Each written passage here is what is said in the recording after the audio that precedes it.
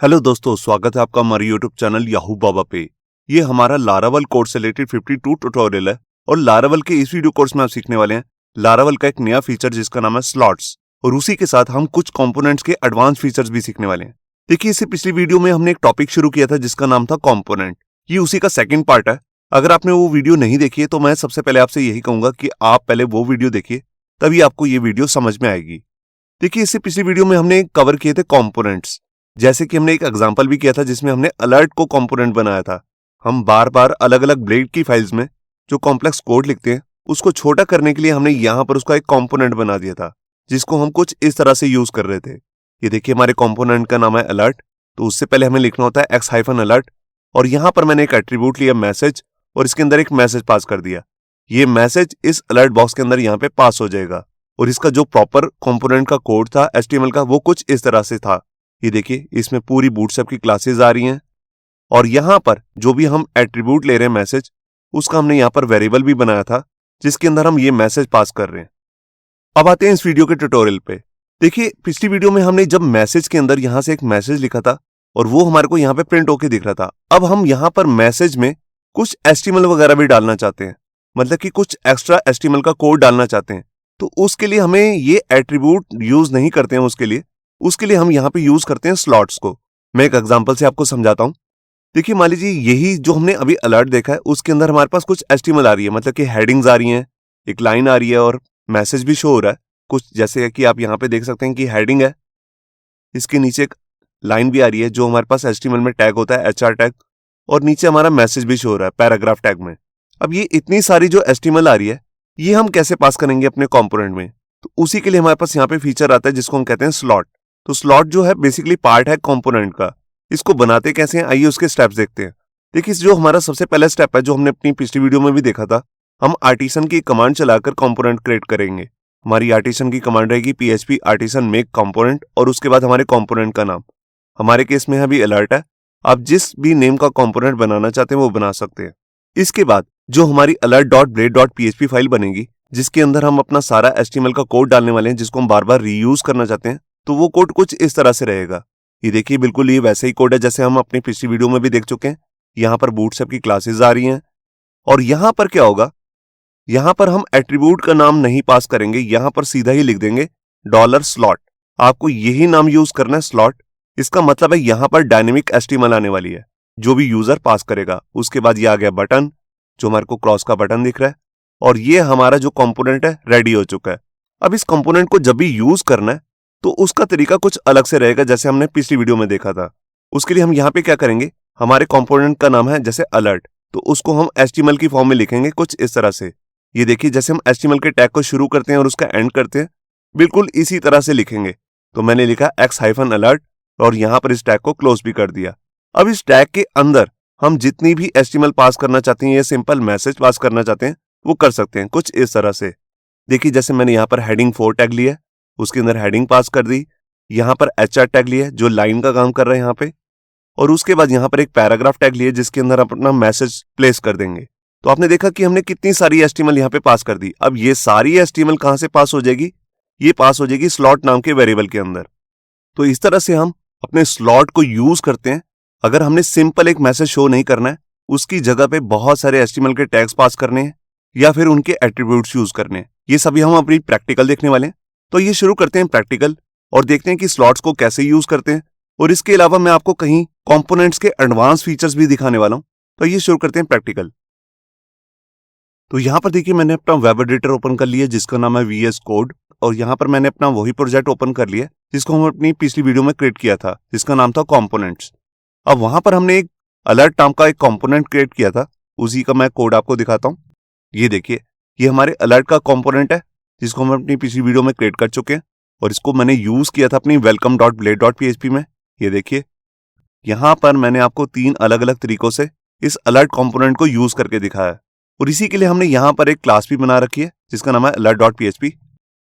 ये देखिए, यहां पर हमने कुछ मेंबर वेरिएबल्स बनाए थे जिसको मैंने यहां यूज भी किया है, और एक मेथड भी बनाया था जिसका नाम है वैलिड टाइप। अब इसी प्रोजेक्ट को यूज करके हम अपना स्लॉट्स बनाने वाले हैं। तो देखिए, सबसे पहले मैं यहां पर जाता हूं अपनी alert.blade.php जिसके अंदर हमने अपने कंपोनेंट की HTML रखी है। अब यहां पर हमें सिर्फ चेंज क्या करना है, जहां पर हम यहां पर एट्रीब्यूट की वैल्यू शो कर रहे हैं, अब यहां पर हम एट्रीब्यूट की वैल्यू शो नहीं करेंगे, यहां पर मैं लिख दूंगा स्लॉट। स्लॉट का मतलब है कि यहां पर हम डायनेमिक एचटीएमएल यहां पर शो करने वाले हैं। वो सिंपल एक मैसेज भी हो सकता है या फिर ग्रुप भी हो सकता है पूरी एचटीएमएल के टैग्स का। तो यहां पर देखिए इस फाइल को मैंने सेव किया। अब इसको यूज कैसे करना है उसके लिए मैं अपनी welcome.blade.php फाइल के अंदर आता हूं और इस सारे टैग को रिमूव कर देता हूं, क्योंकि अब हम इस तरह से अपने अलर्ट कंपोनेंट का यूज नहीं कर सकते हैं। तो इसको मैं हटा देता हूं। अब यहां पर मैं सबसे पहले अपना अलर्ट टैग को शुरू करता हूं। ये देखिए यहां पर मैंने ये टैग शुरू किया, ये हमारे कंपोनेंट का टैग है अलर्ट टैग, और इसको मैंने यहां पर क्लोज कर दिया। अब इसके अंदर मैं कोई भी अपना मैसेज अगर डालूंगा तो वही मैसेज वहां पे शो हो जाएगा स्लॉट की जगह पे। तो यहां पर देखिए मैं जैसे लिख देता हूं, दिस इज इन्फो मैसेज। अभी मैंने यहां पर कोई टाइप नहीं पास किया है, मैं यहां पर अपना एट्रीब्यूट लगा के टाइप वो भी पास कर सकता हूं। उससे पहले हम इस फाइल को पहले सेव करके चेक करते हैं। तो यहां पर मैंने फाइल को सेव किया और मैं यहां आया अपने वेब ब्राउजर में, और ये देखिए यहां पर हमारा जो मैसेज है वो शो होने लग गया है और इस पे ऑटोमेटिकली इन्फो क्लास भी लग चुकी है। ये इन्फो क्लास कैसे लग रही है देखिए, उसके लिए मैंने अपनी पिछली वीडियो में जो हमारी ये अलर्ट क्लास है इसके अंदर यहां पर कंस्ट्रक्ट मेथड के अंदर डिफॉल्ट वैल्यू सेट की थी टाइप की इन्फो। अगर इसकी वैल्यू मैं चेंज करना चाहूं वो कर भी सकता हूं, मैं आपको चेंज करके दिखाता हूं। देखिए उसके लिए मैं यहां पर टाइप नाम का एक एट्रीब्यूट ले लेता हूं और इसकी जगह लिख देता हूं डेंजर। फाइल को सेव करता हूं और यहां का रिफ्रेश, और ये देखिए यहां पर टाइप इंप्लीमेंट हो चुकी है। अब जो पिछली वीडियो में मैंने यहां पर अपनी अलर्ट क्लास के अंदर मैसेज नाम का यहां पर एक वेरिएबल लिया था, अब इसकी कोई जरूरत नहीं है। तो अभी के लिए मैं इसको रिमूव कर देता हूं, ये देखिए, और इधर से भी इसको रिमूव कर देता हूं और ऊपर जाकर जो ये मैंने मेंबर वेरिएबल डिक्लेयर किया है इसको भी मैं यहां से रिमूव कर देता हूं, क्योंकि अब इसकी कोई जरूरत नहीं है, क्योंकि ये काम हमारा कर रहा है अब स्लॉट। अब जैसा कि मैंने आपको बताया कि स्लॉट का फायदा क्या होता है कि हम यहां पर मल्टीपल एचटीएमएल भी डाल सकते हैं, मतलब कि मल्टीपल एचटीएमएल के टैग्स डाल सकते हैं। मैं आपको डाल के दिखाता हूं। उसके लिए मैं बूटस्ट्रैप की साइट पे जाता हूं और वहां पर मैं आपको दिखाता हूं कि हेडिंग के साथ भी अलर्ट आता है, उसी की हम एचटीएमएल यहां पर कॉपी पेस्ट कर लेते हैं। तो यहां देखिए वेब ब्राउजर के अंदर मैंने बूटस्ट्रैप की ऑफिशियल वेबसाइट ओपन करके रखी है जिसका नाम है getbootstrap.com। अब यहां पर सर्च पे जाके मैं सर्च कर लेता हूं अलर्ट और यहां एग्जाम्पल पे क्लिक करता हूं। ये देखिए यहां पर ये बेसिक एग्जाम्पल्स आ रहे हैं जो हमने अपनी पिछली वीडियो में किए थे। यहां पर देखिए एक एडिशनल कंटेंट करके एक हेडिंग है, उसके अंदर आप देख रहे हैं यहां पर मल्टीपल एचटीएमएल के टैग्स आ रही हैं। यहाँ हेडिंग आ रही है, यहाँ पैराग्राफ आ रहा है, यहाँ पर एचआर टैग आ रहा है, मतलब कि लाइन आ रही है। नीचे आप देख भी सकते हैं इसका कोड आ रहा है यहाँ पर। तो बिल्कुल यही कोड हम यहां से कॉपी पेस्ट कर लेते हैं और यहां पर जाकर मैं इसे पेस्ट कर देता हूं। ये देखिए अब ये जो पैराग्राफ आ रहा है इसको मैं रिमूव कर देता हूं। देखिए सबसे पहले आएगी हमारे पास यहाँ पर हेडिंग 4 जिसमें बूटस्ट्रैप की क्लास भी लगी हुई है अलर्ट हाइफन हेडिंग। उसके बाद यहां पर आ रहा है हमारा पैराग्राफ जिसमें मार्जिन बॉटम 0 करके भी क्लास लगी हुई है। इसकी वैसे कोई जरूरत नहीं है, अगर आप हटाना चाहे हटा भी सकते हैं। अब यहां पर मैं एक डमी टेक्स्ट डाल लेता हूं। यहां देखिए मैंने 5 वर्ड्स का यहां पर एक पैराग्राफ ऐड कर लिया। ये देखिए अब मैंने यहां पर अपने इस अलर्ट कंपोनेंट के अंदर बहुत सारी एचटीएमएल के टैग्स डाल दिए। अब ये टैग्स पास कहां होंगे, ये पास हो जाएंगे हमारे इस स्लॉट नाम के वेरिएबल के अंदर और यहीं पर ये शो हो जाएंगे। मैं भी आपको नेट पे चेक कराता हूं। देखिए मैं यहां गया अपने वेब ब्राउजर में, यहां पर फाइल को रिफ्रेश किया और ये देखिए यहां पर हेडिंग भी आ चुकी है। अब इसका कलर भी आप देख रहे हैं कि बिल्कुल पिंक का डार्क वर्जन आ चुका है, मैरून, क्योंकि इस पे क्लास लगी हुई है अलर्ट हेडिंग और इसी के नीचे हमारा पैराग्राफ भी आ रहा है और बीच में एक लाइन भी आ रही है। अब ये सारे काम हम जैसे हमने पिछली वीडियो में किए थे वैसे नहीं कर सकते। वहां पर हम यहां पर मैसेज नाम का एक एट्रीब्यूट पास कर रहे थे, तो उसके अंदर हम ये बहुत सारे टैग पास नहीं कर सकते। तो ऐसा करने के लिए हमने यहां पर स्लॉट नाम का मेथड यूज किया है, जैसे कि आप यहां पे देख रहे हैं। स्लॉट के अंदर आप मल्टीपल एचटीएमएल के टैग पास कर सकते हैं। अब इसके बाद मैं आपको दिखाता हूं कि जैसे ही हमने हेडिंग तो डाल दी है, अब ये हेडिंग के अंदर जो टेक्स्ट आ रहा है ये बिल्कुल हर बार जब भी हम इसे कॉल करेंगे अपने कंपोनेंट को तो यही मैसेज शो करेगा, वेल डन। मैं इसकी भी वैल्यू को बार बार चेंज करना चाहता हूं, तो मैं क्या करता हूं, मैं इस एचआर टैग को और इस ऊपर हेडिंग टैग को यहां से कट करके अपने कंपोनेंट के अंदर डाल देता हूं। तो देखिए मैं यहां पर गया अपने कंपोनेंट में और यहां पर स्लॉट से पहले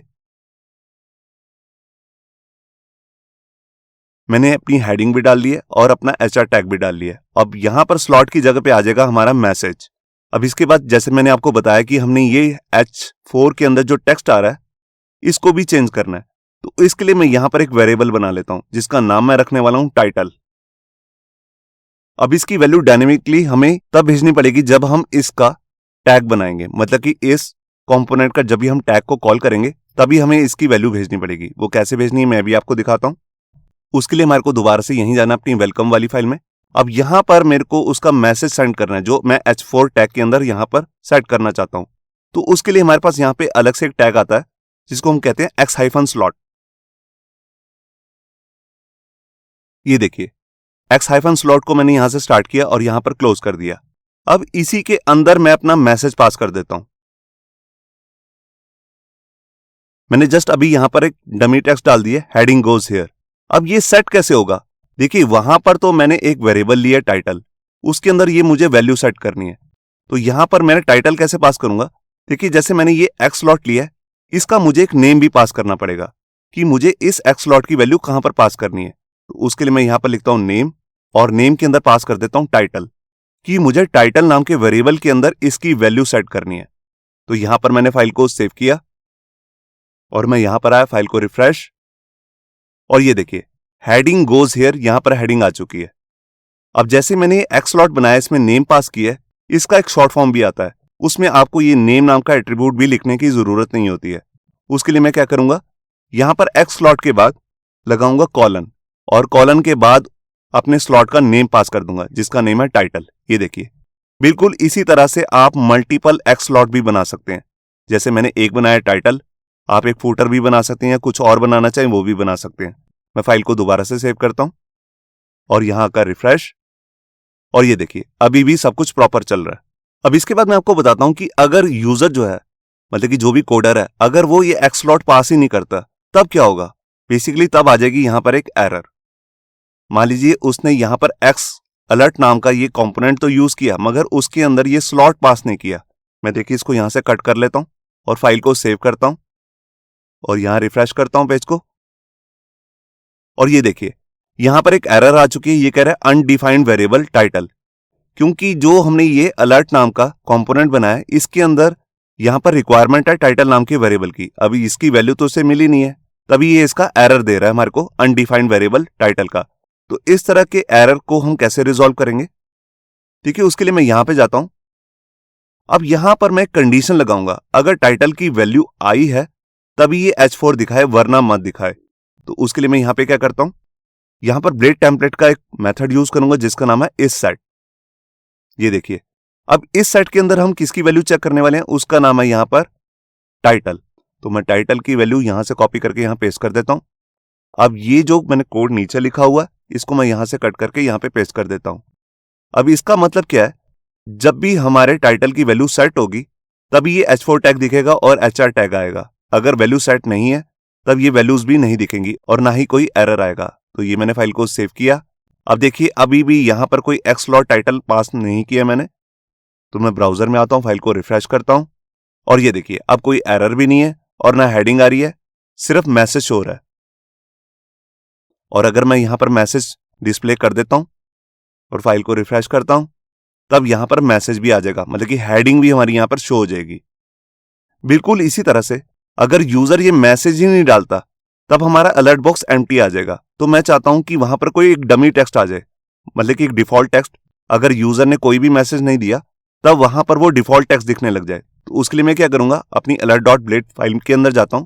अब ये स्लॉट मैंने पास किया है, यहां पर मैं चाहता हूं कि स्लॉट की वैल्यू एम्प्टी तो नहीं है। अगर एम्प्टी नहीं है तभी यूजर का मैसेज शो करे, वरना वहां पर एक डिफॉल्ट मैसेज आ जाए। तो उसके लिए मैं यहां पर कंडीशन कैसे बनाऊंगा, यहां पर मैं ब्लेड टेम्पलेट की एक डायरेक्टिव यूज करने वाला हूं जिसका नाम है इफ। ये देखिए इफ एल्स एंड इफ। अब इसके अंदर मुझे चेक क्या करना है, मैं चाहता हूं कि अगर हमारा स्लॉट एम्प्टी है, इज एम्प्टी। ये देखिए अगर ये एम्प्टी है तब मैं चाहता हूं यहां पर एक मैसेज हो जाए। तो उसके लिए यहां पर मैं एक पैराग्राफ टैग ले लेता हूं और इसके अंदर अभी मैं कुछ भी लिख देता हूं।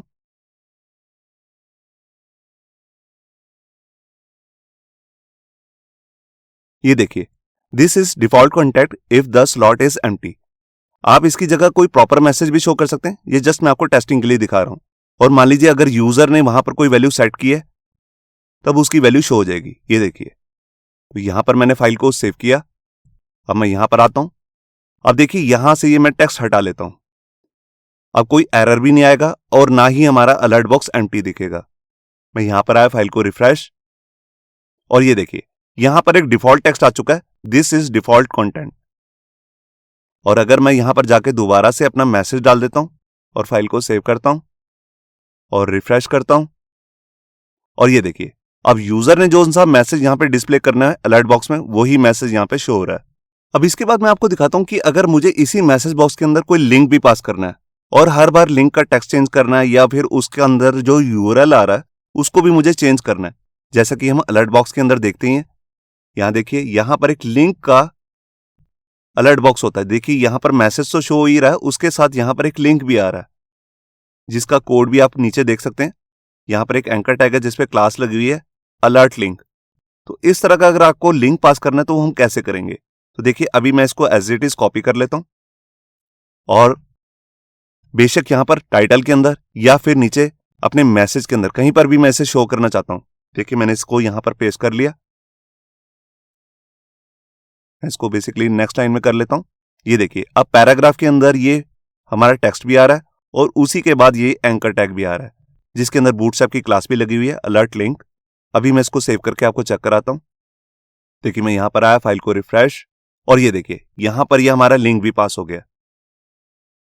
अब मैं क्या करना चाहता हूं, मैं चाहता हूं कि जब भी मैं अलर्ट को कॉल करूं, मतलब कि जो हमारा ये कंपोनेंट है, तो इस लिंक की वैल्यू जो भी इसके अंदर टेक्स्ट दिखाना है वो भी मैं चेंज कर पाऊं, और इसके ऊपर जो यूआरएल आ रहा है वो भी मैं चेंज कर पाऊं। अभी यहां पर देखिए यूआरएल जो है यहां पर इसके अंदर सिर्फ एक ही चीज पास की हुई है, हैश। तो इसको भी मैं चेंज करना चाहता हूं। तो इसके लिए मैं यहां पे क्या करूंगा, इसको अभी यहां से कट कर लेता हूं और यहां पर जाता हूं अपनी क्लास में जो हमारी अलर्ट की क्लास है। जैसे कि हमने अपनी पिछली वीडियो में यहां पर वैलिड टाइप नाम का एक मेंबर फंक्शन बनाया था, बिल्कुल उसी तरह से मैं यहां पर एक फंक्शन और बना लेता हूं। इसका नाम मैं रख दूंगा लिंक।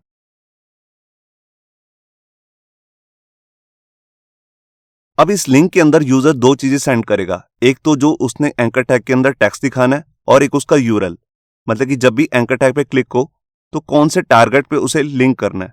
तो यहां पर मैं क्या करता हूं, दो वेरिएबल ले लेता हूं, एक है टेक्स्ट और एक है टारगेट। टारगेट की एक डिफॉल्ट वैल्यू भी सेट कर देता हूं, अगर यूजर सेंड नहीं करता तो बाय डिफॉल्ट यहां पर हैश सेट हो जाए। ये देखिए अब ये फंक्शन क्या करेगा, ये रिटर्न करेगा हमारे एंकर टैग को जो अभी मैंने कट किया था। मैं उसी को यहां पर पेस्ट कर लेता हूं। ये देखिए अब यहां पर मैं क्या करता हूं, जहां पर ये टेक्स्ट आ रहा है इसको यहां से हटा देता हूं, और यहां पर जो हमारा ये वेरिएबल है इसकी वैल्यू को यहां पर शो कर दूंगा, बिल्कुल इसी तरह से जो ये हमारा टारगेट है इसकी वैल्यू को मैं यहां शो करना चाहता हूं। ये देखिए तो अब ये हमारा एंकर टैग डायनेमिक बन चुका है, इसके अंदर टेक्स्ट भी डायनेमिक आएगा और यहां से इसका यूआरएल भी जो भी लिंक होगा वो भी डायनेमिक होगा। अगर यूआरएल वो सेंड नहीं करता तो यहां पर लग जाएगी डिफॉल्ट वैल्यू हैश। तो यहां पर मैंने फाइल को सेव किया। अब इस फंक्शन को यूज कैसे करना है, जो हमने ये मेंबर फंक्शन बनाया है, देखिए उसके लिए मैं अपनी फाइल में जाता हूं welcome.blade। अब जहां पर भी मुझे लिंक पास करना है वहां पर मैं यूज करूंगा एक स्पेशल वेरिएबल जिसका नाम है कंपोनेंट। ये देखिए अब कंपोनेंट के अंदर मुझे बताना है कि मैं इसका कौन सा मेंबर वेरिएबल यूज करने वाला हूं, तो उसका नाम है लिंक। अब लिंक के अंदर दो चीजें मुझे पास करनी है, एक है उसका टेक्स्ट और एक है यूआरएल। अभी के लिए सिर्फ मैं यहां पर टेक्स्ट पास कर देता हूं। ये देखिए जस्ट टेस्टिंग।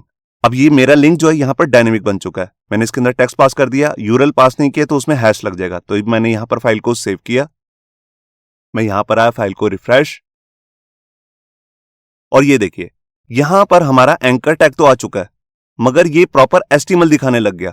मगर मेरे को तो यहां पर लिंक बनाना था, वो मैं कैसे करूंगा? तो देखिए उसके लिए जहां पर मैंने इसे रिटर्न किया था वहां पर मुझे लारावल का एक फंक्शन यूज करना पड़ेगा जिसका नाम है HTML स्ट्रिंग। तो उसके लिए मैं क्या लिखूंगा, यहां पर रिटर्न के बाद लिखूंगा न्यू HTML स्ट्रिंग। ये देखिए अब इस राउंड ब्रेसेस के अंदर ही मुझे इस एंकर टैग का कोड पास करना है। तो देखिए मैं इसको यहां से कट कर लेता हूं और इसके अंदर आकर मैं इसे पेस्ट कर देता हूं। ये देखिए तो अब ये हमारे को प्रॉपर इसका जो लिंक है वो शो करेगा, ना कि उसके टैग का कोड। तो यहां पर मैंने फाइल को सेव किया और यहां का रिफ्रेश, और ये देखिए यहां पर ये जस्ट टेस्टिंग नाम का लिंक भी आ चुका है। अगर मैं इसके साथ यहां पर लिंक भी पास करना चाहूं वो भी कर सकता हूं। देखिए मैं जैसे यहां पर एक वेबसाइट का नाम ले लेता हूं, https://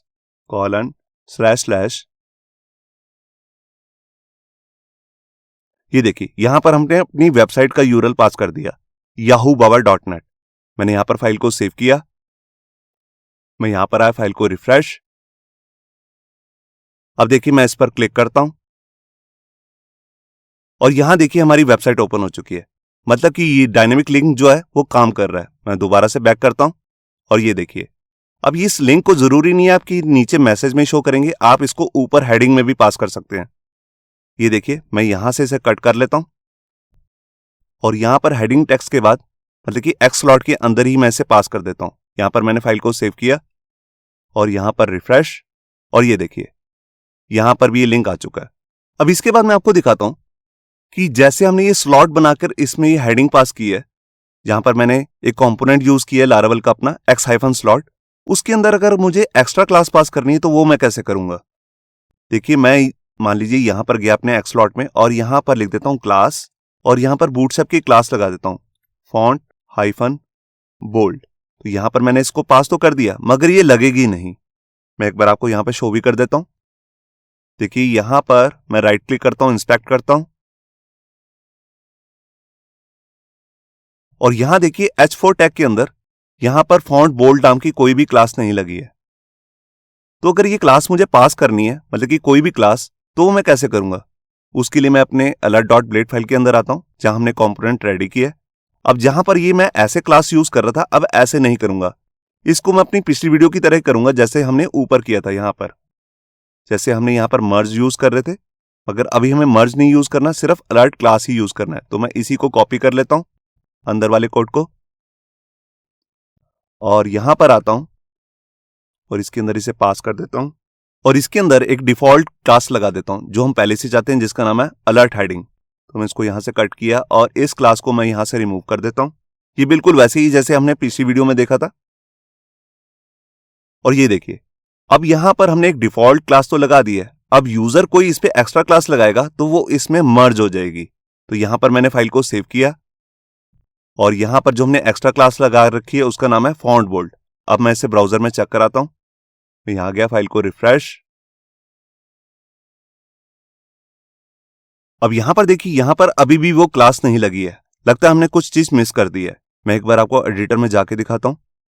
तो यहां पर मैं आया, यहां पर ये देखिए ये स्लॉट का पार्ट है, तो उसके लिए हमें यहां पे क्या करना पड़ेगा, इस टाइटल को भी यूज करना पड़ेगा क्योंकि ये टाइटल का ही एट्रीब्यूट है। तो मैं इस वेरिएबल को यहां से कॉपी कर लेता हूं और यहां पर इसे पास करता हूं और इसके बाद लगा दूंगा एरो ऑपरेटर। ये देखिए अब मैं कह रहा हूं टाइटल के अंदर जो एट्रीब्यूट है उसमें जो क्लासेस लगी हुई हैं वो यहां पर इस वाली क्लास के साथ मर्ज हो जाएं। तो यहां पर मैंने फाइल को सेव किया और यहां आकर रिफ्रेश। यहां पर एक एरर भी आ चुकी है, अनडिफाइंड प्रॉपर्टी कंपोनेंट स्लॉट। यहां पर एक गलती हुई है, यहां पर जो एट्रीब्यूट्स है उससे पहले मैंने डॉलर का साइन दिया है, अब यहां पर डॉलर का साइन नहीं आएगा। तो देखिए मैं यहां पर आया अपने एडिटर में, यहां से डॉलर का साइन हटा देता हूं एट्रीब्यूट से पहले। यहां पर फाइल को सेव किया और फाइल को रिफ्रेश। अब देखिए कोई एरर नहीं है, मैं आपको राइट क्लिक करके इंस्पेक्ट करके दिखाता हूं। ये देखिए अब यहां पर हमारी क्लास भी आ चुकी है फॉन्ट हाइफन बोल्ड। हेडिंग पे अब दो क्लासेस लग चुकी हैं। ये हमारी डिफॉल्ट क्लास थी जो हमने अपने कंपोनेंट के अंदर पास की हुई थी, उसी के साथ हमने एक्स्ट्रा क्लास भी यहां पर मर्ज कर दी। अब इसके बाद मैं आपको कंपोनेंट को बनाने का एक दूसरा तरीका भी दिखाता हूं। अभी तक जो हम कंपोनेंट बना रहे थे उसमें हम क्या कर रहे थे, हम यहां पर जो HTML है उसको एक अलग से ब्लेड फाइल के अंदर सेव करते हैं, मगर इसका एक दूसरा तरीका भी आता है जिसको हम कहते हैं इनलाइन कंपोनेंट। उसके लिए हम क्या करते हैं, यहां पर जो हमारा ये रेंडर नाम का मेथड होता है जिसके अंदर हमने बताया होता है कि हमारी व्यू फाइल कहां पर पड़ी है, वहां पर हम इस तरह से रिटर्न नहीं करेंगे। मैं इस लाइन को कमेंट कर देता हूं। यहां पर हम लिखेंगे रिटर्न और इसके बाद लेफ्ट एरो के 3 साइन डालूंगा 1 2 3 और इसके बाद सिंगल कोट के अंदर मैं लिखूंगा ब्लेड और इसके बाद ब्लेड का एंड कर दूंगा। ये देखिए अब जो ये मैंने कोड लिखा है इसी को हम कहते हैं इनलाइन कंपोनेंट। इस कंपोनेंट के अंदर क्या होता है, एचटीएमएल हमें इस ब्लेड की स्टार्टिंग के बाद और इस ब्लेड के एंड से पहले डालनी होती है। तो मैंने अभी क्या किया होता है, इसके लिए अलग से एक फाइल बनाई थी यहां पर, कि आप देख रहे हैं alert.blade.php। अब ये सारा कोड मैं यहां से कॉपी करके इसके अंदर भी डाल सकता हूं। ये देखिए कुछ इस तरह से ये अंदर का कोड आप देख रहे हैं VS कोड के अंदर येलो कलर का हो चुका है। तो ये हमारा बन गया इनलाइन कंपोनेंट। इसमें हम कोई एक्सटर्नल कंपोनेंट की फाइल नहीं बना रहे, यहीं पर अपनी HTML लिख लेते हैं। तब इस फाइल को मैं अभी सेव करके आपको चेक कराता हूं। तो यहां पर मैंने फाइल को सेव किया, मैं यहां आया अपने वेब ब्राउजर में और फाइल को रिफ्रेश, और ये देखिए अभी भी हमारा सारा कोड प्रॉपर चल रहा है। मैं यहां पर आपको कुछ चेंज करके दिखाता हूं। यहां पर हाइफन डाल देता हूं बहुत सारे, फाइल को सेव किया, यहां पर आया रिफ्रेश, और ये देखिए यहां पर हाइफन भी आ चुके हैं, मतलब कि हमारा इनलाइन जो कंपोनेंट है वो प्रॉपर चल रहा है। तो अभी के लिए तो मैं इसे Ctrl+Z कर लेता हूं, जो भी मैंने अभी ये काम किया है Ctrl+Z। तो ये हमारा बन गया एक्सटर्नल कंपोनेंट। अगर आपको स्टार्टिंग से ही यहां पर इनलाइन कंपोनेंट बनाना है तो उसकी कमांड भी अलग आती है PHP आर्टिसन की, मैं उसको आपको चेक कराता हूं। तो मैं यहां पर गया अपने टर्मिनल में, न्यू टर्मिनल ओपन करता हूं और उसके लिए कमांड बना लेता हूं PHP आर्टिसन मेक कंपोनेंट, और कंपोनेंट का नाम मैं रख रहा हूं कार्ड, और इसके बाद आपको एक फ्लैग पास करना है जिसका नाम होता है इनलाइन। तो हाइफन हाइफन इनलाइन, इसका मतलब है कि हम एक ऐसा कंपोनेंट बना रहे हैं जो कि एक इनलाइन कंपोनेंट बनेगा। तो उसके लिए अलग से कोई एक ब्लेड की फाइल नहीं क्रिएट होगी इस लाइन से। तो यहां पर मैंने एंटर प्रेस किया और ये देखिए यहां पर आप देख रहे हैं यहां पर जो हमारा कंपोनेंट्स का फोल्डर है यहां पर कार्ड नाम की एक फाइल बन चुकी है। मगर यहां पर नीचे आप देखिए व्यू फोल्डर के अंदर यहां पर कोई कार्ड नाम का ब्लेड फाइल नहीं क्रिएट हुई है, क्योंकि हमने यहां पर इनलाइन कंपोनेंट बनाया है। तो अभी के लिए मैं यहां पर क्या करता हूं, मैं यहां पर अपनी फाइल ओपन करता हूं जिसका नाम है card.php। ये देखिए अब यहां पर देखिए रेंडर जो हमारा मेथड मिला है इसके अंदर पहले से ही रिटर्न ब्लेड लिखा हुआ है और उसके अंदर एक डमी HTML भी डाली हुई है और यहां पर ब्लेड का एंड हो रहा है। तो हम इस तरीके से भी सीधा से ही इनलाइन कंपोनेंट बना सकते हैं। अब ये अंदर का कोड मैं डिलीट कर देता हूं और अपनी बूटस्ट्रैप की वेबसाइट पे जाकर यहां पर कार्ड का HTML कॉपी करके ले आता हूं। तो देखिए मैं यहां पर आ गया बूटस्ट्रैप की वेबसाइट पे। अब यहां पर जाकर मैं सर्च करता हूं कार्ड, इस पे क्लिक करता हूं और ये देखिए ये हमारा कार्ड है। इसके अंदर ऊपर इमेज आ जाती है, नीचे उसका टाइटल आ जाता है और यहां पर कुछ पैराग्राफ हम डाल सकते हैं और नीचे एक लिंक भी होता है। इसका कोड आप नीचे देख रहे हैं, यहां पर सारा कोड आ रहा है इसका HTML का। अभी हमारे पास इमेज तो नहीं है कोई, तो जस्ट मैं इसे एज इट इज कॉपी कर लेता हूं। यहां पर मैंने इसे कॉपी किया। अब जो मैं ये नया कार्ड का कंपोनेंट बना रहा हूं इसका सारा कोड मैं यहां पर इस ब्लेड और इस ब्लेड के बीच में यहां पर पेस्ट कर दूंगा। ये देखिए कुछ इस तरह से।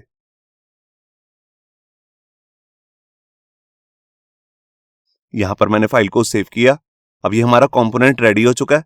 अब इसको यूज कैसे करना है, देखिए इसको यूज करने के लिए मैं अपनी welcome.blade फाइल के अंदर आता हूं। अब यहां पर मैं इस कंपोनेंट को यूज कर लेता हूं। उसके लिए मैं लिखूंगा x-card, जो कि हमारे कंपोनेंट का नाम है। तो यहां पर मैंने फाइल को सेव किया और मैं यहां पर आया, फाइल को रिफ्रेश, यहां पर एक एरर आ चुकी है, syntax error, unexpected end of file. यहां पर बेसिकली बैकस्लैश लगाना होता है। ये देखिए यहां पर मैंने फाइल को दोबारा से सेव किया और यहां पर रिफ्रेश। ये देखिए यहां पर ये हमारा कार्ड का कंपोनेंट आ चुका है। इमेज नहीं आ रही है क्योंकि हमने इमेज अभी डाली नहीं है, उसका पाथ नहीं डिफाइन किया है, मगर ये प्रॉपर कार्ड हमारे को यहां पे दिख रहा है। तो ये कार्ड मैंने बनाया कैसे है, जैसे कि आप यहां पे ये कार्ड देख रहे हैं, ये है एक इनलाइन कार्ड कंपोनेंट जिसके लिए मैंने कोई एक्सटर्नल ब्लेड की फाइल नहीं बनाई है, यहीं पर सारा HTML का कोड डाल दिया है। तो आप इस तरह से भी इनलाइन कंपोनेंट बना सकते हैं। अब इसके बाद मैं आपको बताता हूं, जैसे कि अभी हम दो कंपोनेंट्स बना चुके हैं, अलर्ट और कार्ड। इनको यूज करने के लिए अभी हमने दो तरीके देखे हैं। एक तो ये स्लॉट वाला तरीका है जिसके अंदर टैग शुरू होता है और यहां पर टैग क्लोज होता है। एक है कि यहीं पर टैग शुरू होकर यहीं क्लोज हो जाता है, जो कि हम अपनी पिछली वीडियो में भी देख चुके थे। मगर यहां पर एक डायनेमिक कंपोनेंट करके भी हमारे पास टैग आता है। उसमें क्या होता है, हमें अलग अलग से टैग का नाम लिखने की जरूरत नहीं होती है। हम एक ही टैग यूज करते हैं जिसका नाम होता है डायनेमिक कंपोनेंट और उसके अंदर कंपोनेंट का नाम पास कर देते हैं। मैं आपको यूज करके दिखाता हूं। देखिए अभी मैं इसको कमेंट कर देता हूं। अब इसके बाद मैं यहां पर अपना एक PHP का कोड ले लेता हूं और इसके अंदर एक वेरिएबल ले लेता हूं जिसका नाम मैं कुछ भी ले सकता हूं। अभी के लिए लिख रहा हूं कंपोनेंट नेम। अब इसके अंदर हम अपने कंपोनेंट का नेम पास कर देंगे, जो भी हम कंपोनेंट दिखाना चाहते हैं। मान लीजिए हमारे जो कंपोनेंट का नेम है वो डायनेमिकली आएगा, हमें नहीं पता कि फ्यूचर में कौन सा कंपोनेंट कब यूज होने वाला है, तब हम ये डायनेमिक कंपोनेंट्स यूज करते हैं। तो देखिए जैसे मैं यहां पर लिख देता हूं कार्ड। अब कार्ड को मुझे यूज करना है, मतलब कि इसका एक कंपोनेंट बनाना है, जैसे कि हम ऊपर बना रहे थे। तो इसको बनाने का एक दूसरा तरीका भी है। तो उसके लिए हम यहां पे क्या करेंगे, यहां पर एक स्पेशल टैग लेंगे x-dynamic-component। ये देखिए अब ये डायनेमिक कंपोनेंट का एक टैग मैंने यूज किया है, जिसके अंदर मुझे क्या करना होता है, यहां पर एक चीज पास करनी होती है कि मैं कौन सा कंपोनेंट यूज करने वाला हूं। तो उसके लिए सबसे पहले मुझे लिखना है कॉलन और यहां पर पास करना है कंपोनेंट इक्वल्स टू, और इसके अंदर आकर मैं अपने वेरिएबल की वैल्यू को यहां पर डिफाइन कर दूंगा। ये देखिए, और इसी के साथ मैं कोई क्लास वगैरह भी लगाना चाहता हूं वो भी लगा सकता हूं, जैसे कि हम नॉर्मल कंपोनेंट में लगाते हैं, पिछली हमने वीडियो में देखा भी था। तो जैसे यहां पर मैं मार्जिन की क्लास लगाता हूं empty-4 या सिंपल लगा देता हूं m-4। तो देखिए यही एक टैग है, इसी को यूज करके मैं अपना कार्ड नाम का कंपोनेंट भी यूज कर सकता हूं और इसी को यूज करके मैं अपना अलर्ट नाम का नॉर्मल जो कंपोनेंट होता है, जैसे हमने पिछली वीडियो में बनाया था, उसको भी यूज कर सकता हूं। बस मुझे यहां पर कंपोनेंट का नेम पास करना है। तो ये एक ही टैग मल्टीपल कंपोनेंट्स को भी लगा सकता है। इसका यूज हम सिर्फ तभी करते हैं अगर हमें पता नहीं होता कि कब किस कंडीशन के बेस पर कौन सा कंपोनेंट हमें शो करना है। तो यहां पर मैंने फाइल को सेव किया और यहां पर आया फाइल को रिफ्रेश। तो यहां पर हमारा जो कार्ड है वो शो नहीं हो रहा है, आप देख रहे हैं कुछ गड़बड़ हुई है। यहां पर देखिए मैंने जो ये डायनेमिक कंपोनेंट स्टार्ट किया इसको क्लोज नहीं किया, तो इसको बैकस्लैश लगा के क्लोज भी करना है कुछ इस तरह से। ये देखिए, तो यहां पर मैंने फाइल को सेव किया, रिफ्रेश, और ये देखिए यहां पर हमारा कार्ड भी आ चुका है। अब अगर इस जगह पे मैं कार्ड ना सेंड करके यहां पर अलर्ट को शो करना चाहता हूं तो वो भी कर सकता हूं। तो यहां पर मैंने फाइल को सेव किया, अभी चेक करते हैं प्रॉपर लगेगा कि नहीं, क्योंकि हमने इसके अंदर कोई मैसेज शो नहीं कर रहे हैं। मैं यहां पर आया, फाइल को रिफ्रेश, और ये देखिए यहां पर हमारा अलर्ट बॉक्स तो आ गया है और इसके अंदर एक डिफॉल्ट टेक्स्ट आ गया है, क्योंकि हमने खुद का यहां पर कोई मैसेज जहां पर डाला नहीं है। तो मैंने इसकी कंडीशन बनाई हुई है ऑलरेडी अपने कंपोनेंट के अंदर कि अगर कोई टेक्स्ट नहीं आता, मतलब कि मैसेज, तो एक डिफॉल्ट टेक्स्ट आ जाएगा। तो वही यहां पर टेक्स्ट आ चुका है। तो आप देख रहे हैं कि एक ही टैग जो डायनेमिक कंपोनेंट है उसकी हेल्प से हम यहां पर मल्टीपल कंपोनेंट्स भी लगा सकते हैं। बस हमारे को यहां पर कंपोनेंट नाम के एट्रीब्यूट के अंदर अपने कंपोनेंट का नाम पास करना होता है, जिसके लिए मैं वेरिएबल यूज कर रहा हूं। अभी तो मैं इस वेरिएबल की वैल्यू डायरेक्ट ही यहां पर डाल रहा हूं, मगर फ्यूचर में ये हो सकता है डाटाबेस से आए ये वैल्यू, या फिर किसी कंडीशन के बेस पे हम ये वैल्यू सेट करें, तो उस वैल्यू को हम यहां पे शो करेंगे। तो इस तरह मैं डायनेमिक कंपोनेंट्स भी बना सकता हूं। अब इसके बाद मैं आपको दिखाता हूं कि अनोनिमस कंपोनेंट कैसे बनाते हैं, मतलब कि एक ऐसा कंपोनेंट जिसके साथ हमारे को कोई क्लास फाइल यूज नहीं करनी है।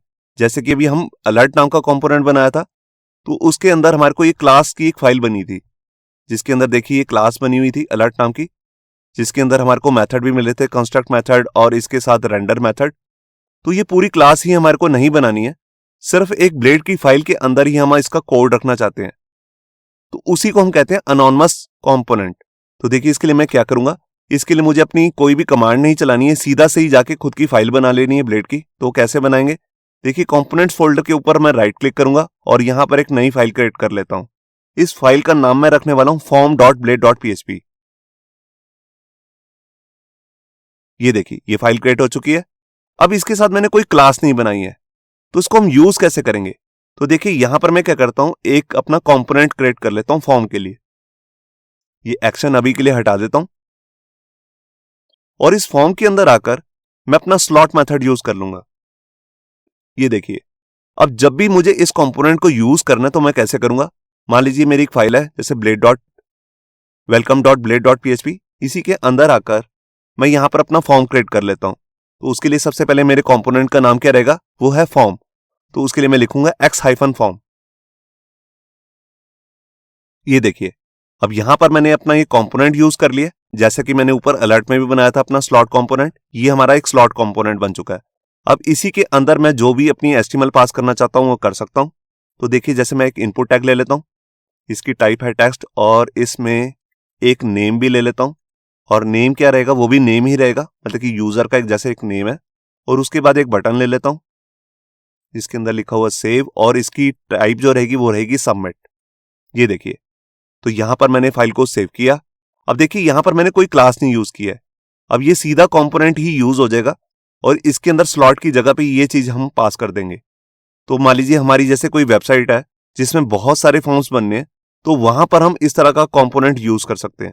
तो देखिए मैं यहां पर आया वेब ब्राउजर में, फाइल को रिफ्रेश करता हूं और ये देखिए यहां पर ये हमारा फॉर्म भी आ चुका है। अब मोस्टली जो फॉर्म्स होते हैं उसके अंदर यहां पर मेथड भी होते हैं, एक मेथड होता है और एक एक्शन होता है।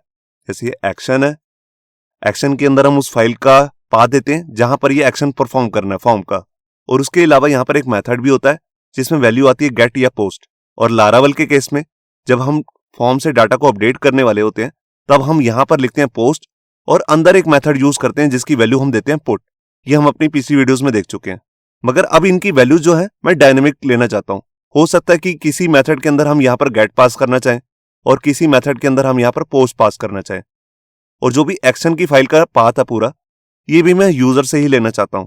तो उसके लिए मैं यहां पे क्या करूंगा, लारावल का यहां पर एक फीचर आता है जो एक डायरेक्टिव है जिसका नाम होता है प्रॉप्स। ये एक ब्लेड टेम्पलेट की डायरेक्टिव होती है। ये देखिए प्रॉप्स। अब प्रॉप्स के अंदर अगर मुझे मल्टीपल वैल्यू पास करनी है तो इसके अंदर लेना पड़ेगा एक एरे, क्योंकि मेरे को यहां पर दो मेथड बनाने हैं, एक है एक्शन और एक है मेथड। इन दोनों के नेम मैं अंदर डिफाइन कर देता हूं।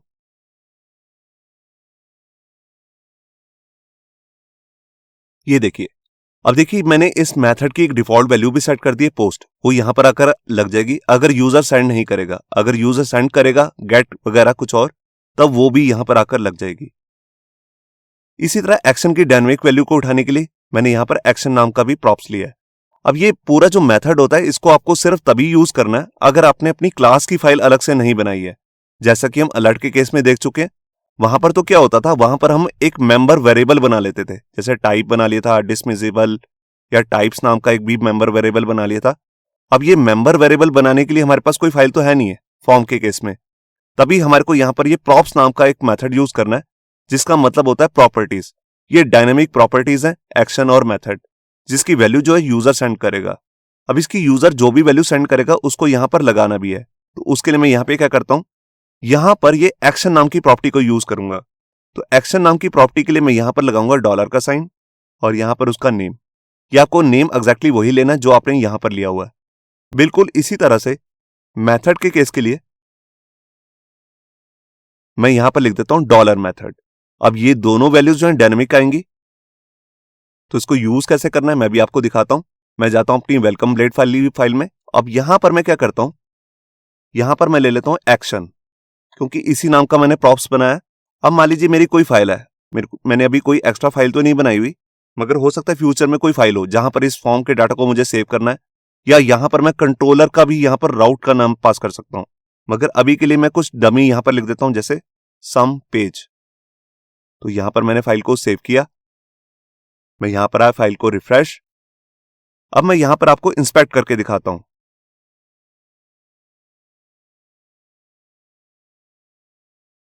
यहां पर आप देख सकते हैं कि जो ये हमारा फॉर्म है इसमें यहां पर एक्शन पास हो चुका है सम पेज, और यहां पर मैंने मेथड नहीं लगाया था मगर उस पर उसकी डिफॉल्ट वैल्यू सेट हो चुकी है पोस्ट।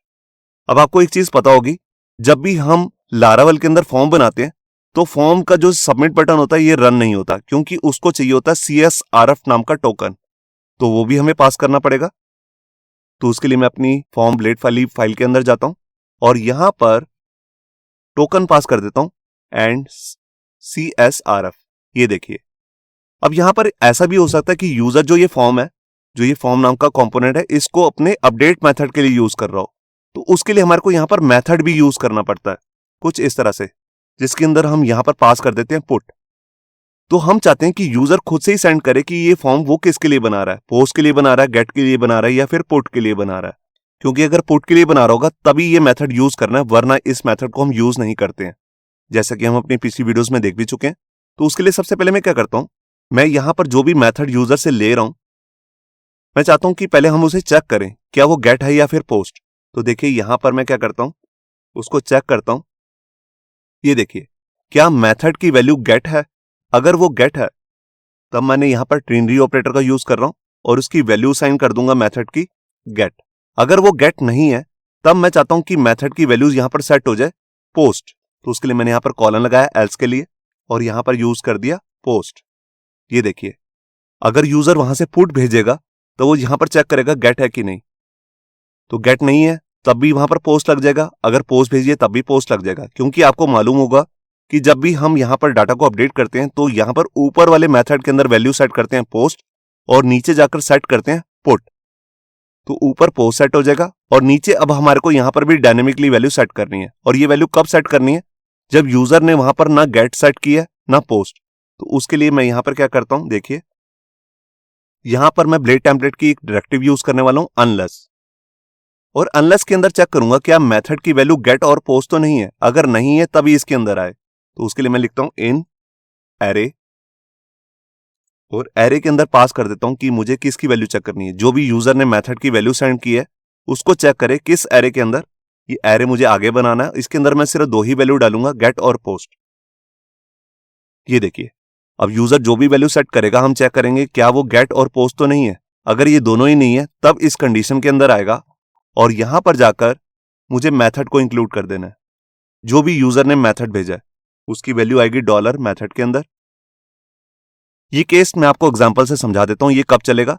जब यूजर उधर से पुट सेंड करेगा मेथड की वैल्यू तब ऊपर पोस्ट सेट हो जाएगा और नीचे वो चेक करेगा क्या इन दोनों में से नहीं है। अगर नहीं है तब यहां पर ये मेथड इंक्लूड हो जाएगा पुट। तो अब ये नीचे जो मैंने पुट लिखा था इसकी कोई जरूरत नहीं है, इसको मैं हटा देता हूं। ये देखिए, तो यहां पर मैंने फाइल को सेव किया। तो अभी मैं आपको एक बार चेक कराता हूं कि मैंने यहां कुछ सेट किया हुआ। देखिए मैंने यहां पर कुछ सेट नहीं किया हुआ, तो यहां पर अभी मैं आपको चेक करके दिखाता हूं। पहले मेथड, यहां पर वैल्यू मैं सेट कर देता हूं गेट। मैं यहां पर आया, फाइल को रिफ्रेश, यहां पर एक एरर भी आ चुकी है।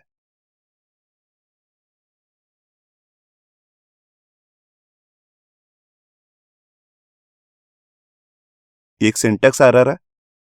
यहां पर मुझे लग रहा है कि जो हमने ये एक्स फॉर्म नाम का जो कंपोनेंट यूज किया इसके अंदर मेथड के में इक्वल्स टू से पहले स्पेस दे रखी है, ये स्पेस हटा देनी है। स्पेस मैंने हटा दी। यहां पर आया, फाइल को रिफ्रेश और ये देखिए, अब मैं इसको इंस्पेक्ट करके दिखाता हूं आपको। ये देखिए,